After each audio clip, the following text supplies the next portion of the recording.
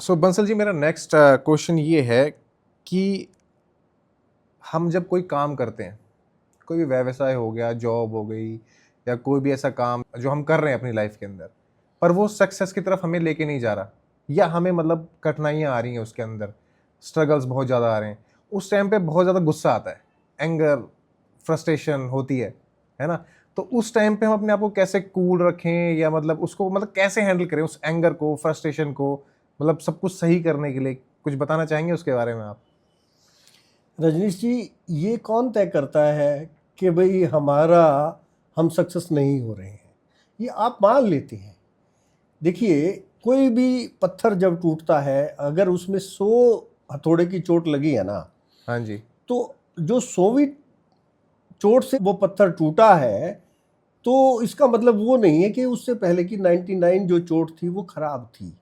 उस मुकाम तक जाने के लिए वो जितने फ्रस्ट्रेशन, जो जितने हर्डल्स थे, वो निकलने बहुत ज़रूरी हैं। उनके बिना वो 100वीं चोट बेकार है। तो ये तय करना, ये मान लेना कि ये तरीका नहीं है। निश्चित रूप से कोई काम करते दफ़ा जब हर्डल आती है, जब बहुत ऐसा लगता है नहीं यार अब ये नहीं हो पाएगा, वहीं तभी। पे ही तो एंगर आता है सर। जब जब हाँ, जब हाँ, ये हाँ, नहीं हो हाँ, पाएगा, हाँ। या ये हो ही नहीं रहा है इतनी मेहनत के बाद भी, जी, तो वहां पर फ्रस्ट्रेशन और एंगर, उस टाइम पे हम कैसे उस चीज को हैंडल करें? ध्यान से सुनो। हाँ जी। क्या होता है, आप एक काम को एक तरीके से कर रहे हैं, हाँ जी। उसका रिजल्ट वैसा ही आ रहा है, तो आपको क्या करना होगा? मैं नहीं बोलूँगा, आप बताएं। तरीका आपको चेंज करना आपको होगा। काम का तरीका चेंज तरीका करना चेंज होगा। करना तो पड़ेगा। निश्चित रूप से जब आपको रिजल्ट जैसे चाहिए और आप जो प्रयास कर रहे हैं और वो एकदम से उल्टी दिशा में जा रहा है, तो कैसे वो रिजल्ट आएगा?